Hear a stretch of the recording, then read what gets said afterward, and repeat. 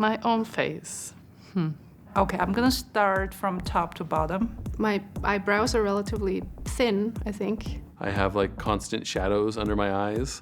I think my eyelashes is almost non-existing. I have high cheekbones, round nose. I don't know how can I say it about the shape of the nose. My mouth. How do you describe your mouth? So I study face recognition, in particular how our brains allow us to recognize people we know. Humans and other primates have areas in their brains that respond selectively to faces. The essential element of a film is a close-up of a person's face. It's how you sort of create emotion in movies. Visually is usually through people's faces. To study face recognition in other species, we need to show them visual stimuli they can respond to. So we prepare these stimuli by taking videos of monkeys or humans, and usually we crop the faces, so you just have a bodiless head. I've always had this like problem and anxiety about recognizing faces and remembering people's names. And I'm always sort of making eye contact with people in like the street and like suddenly panicking that I know that person and I'm not gonna recognize them and I'm gonna embarrass myself by not recognizing them. It happened to me more than once to think that two people are only one person, and then I see them in the same room and I only realize then that it's two different people. So different animals use different cues for identification. Primates, we use faces mainly. We can use the body shape.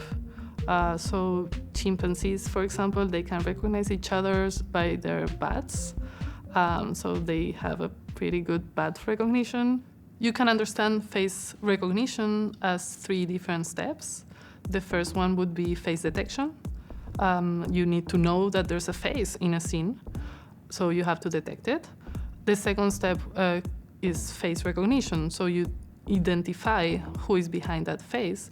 And in parallel, well, it's thought that it happens in parallel, you can identify the emotions of the face. So there's this thing called pareidolia, which is when we see faces in things that don't actually have faces, in abstract objects or textures or shapes. So the man in the moon is one, or an outlet that has what looks like 2 eyes and a mouth. If you take a face and scramble it up, one, you can still identify that it is a face rather readily. We usually don't pay a lot of attention to small details in the faces. Is actually, if they ask you to describe the face of a loved one, it's hard actually to think about all the details.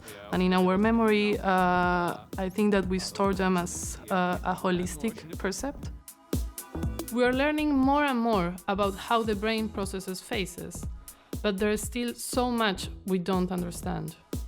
Because they're so deeply rooted, because they're sort of something that transcends our waking consciousness in a way that's something that we can't ever really truly understand.